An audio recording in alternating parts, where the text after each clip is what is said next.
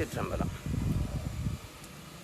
வெட்களத்துறை வேதியன் எம்மிரை ஆக்களேறுவர் ஆனஞ்சும் ஆடுவர்.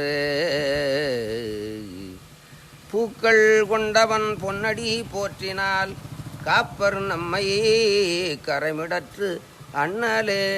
திருச்சிற்றம்பலம். அன்பர்களே, இந்த உலகத்திலே மனித பிறவி கிடைத்தது ஆச்சரியம். அந்த மனித பிறவியிலே சிவபெருமானை வழிபடுவது மிகவும் ஆச்சரியம். அந்த வழிபடுவதற்கு துணையாக இருப்பது, முக்கியமான பொருளாக இருப்பது மலர் என்கின்ற புஷ்பம். அப்படி மலரை இட்டு மலரை பெறுதல் சிவபெருமானுடைய திருவடியே மலர் என்று பல நூல்களிலே சொல்லப்படுகிறது. அது செந்தாமரை மலர் போன்றது. போற்றியன் வாழ்முதலாகிய பொருளே புலர்ந்தது பூங்கலர்க்கு இணைதுணை மலர் கொண்டு ஏற்றினன் திருமுகத்து எமக்கரும் மலரும் எழில் நகை கொண்டு நன் திருவடி தொழுவோம் சேற்றுதல் கமலங்கள் மலருந்தன் வயல்சூழ் திருப்பெருந்துறையுரை சிவபெருமானே ஏற்றுயர் குடியுடையா எனையுடையா எம்பெருமான் பள்ளி எழுந்தருளாயே என்பது திருவாசகம். அதனாலே சிவபெருமானுடைய திருவடியாகிய மலரை பெறுவதற்கு இந்த புஷ்பங்களாயிருக்கின்ற மலர்கள் நமக்கு துணை செய்கின்றது. அதனாலே பூசைக்கு முதற் பொருளாக இருப்பது புஷ்பம், உணவுக்கு முதற் பொருளாக இருப்பது அரிசி. அரிசி இல்லையானால் உணவு இல்லை, புஷ்பம் இல்லையானால் பூசை இல்லை. அப்படி பூசை இல்லையானால் மனிதனுடைய வாழ்வு பிரயோசனமற்றமாகி விட்டுகிறது. அதை திருநாவுக்கர சுவாமிகள் வாழ்த்த வாயும் நினைக்க மடனெஞ்சும் தாழ்த்த சென்னியும் தந்த தலைவனை சூழ்த்த மாமலர் தூவி துதியாதே வீழ்த்தவா வினையே நெடுங்காலமே என்று பாடுகிறார். மாணிக்க வாசகர் தவமே புரிந்திலன் தன்மலரிட்டு முட்டாது இறைஞ்சேன் அவமே பிறந்த அருவினையேன் உனக்கு அன்பர் உள்ளான் சிவமே பெறும் திரு எதிர்த்திலேன் நின் திருவடிக்காம் பவமே அருள்கண்டாய் அடியேற்கு எம் பரம்பரனே என்று திருவாசகத்திலே சொல்லப்படுகிறது. ஆகையினாலே மனிதராக பிறந்தவர்கள் ஒவ்வொருவரும் சிவபெருமானுடைய திருவடியாகிய கமலத்திலே கமலம் என்கின்ற தாமரை முதலான மலர்களை இட்டு தினந்தோறும் அர்ச்சிப்பது, வாழ்த்துவது, வணங்குவது மிக முக்கியமான செயலாக நம்முடைய நூல்களிலே சொல்லப்படுகிறது. நாம் இடுவது வாடுகின்ற மலர், அவன் தருவது வாடாத மலர். வாடுகின்ற மலரை இட்டு வாடாத மலரை பெறுவது பெரிய ஒரு பாக்கியம். அதனாலே இதற்கு வழிவகுத்தவன் சிவபெருமானே.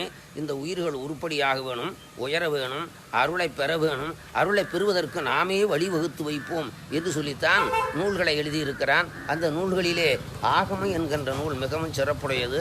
அந்த சிவாகமத்தில் சொல்லப்பட்டதுதான் இந்த பூஷை என்கின்ற ஒரு வாக்கியம். அதனால் பூஷை இல்லையானால் உயிர்களுக்கு வாழ்வு கிடையாது. பூசையினால் தான் உயிர்கள் உயர்கிறது.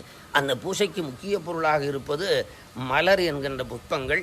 அந்த மலரினாலே பூசித்து பயிர் பெற்றவர்கள் உலகத்தில் அநேகம் பேர், தேவர்களும் முனிவர்களும் ரிஷிகளும் மனிதர்களும் ஏராளமான பேர் அப்படி அருளை பெற்றிருக்கிறார்கள்.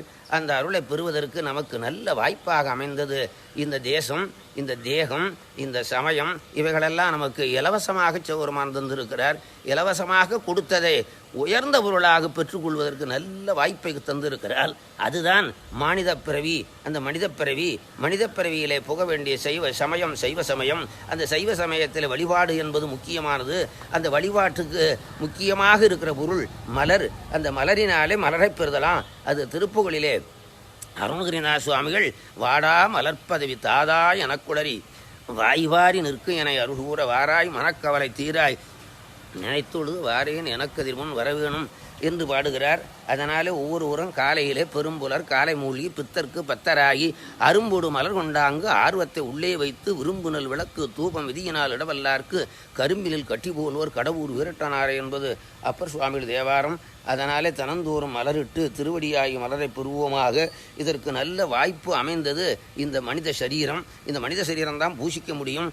யானையோ குதிரையோ மற்ற பிராணிகளோ சிவபெருமானை பூசிப்பதற்கு வாய்ப்பு இல்லை. மனித பிறவிதான் கையினால மலரிட்டு வாக்கினால தோத்திரம் பண்ணி மனத்தினாலே நினைந்து தலையினாலே வணங்கி அவனுடைய திருவுருளை பெறுவதற்கு நல்ல பொருத்தமாக அமைந்த இந்த தேகம் தேசம் முதலானவற்றையெல்லாம் சிவபெருமான் தந்திருக்கிறார்.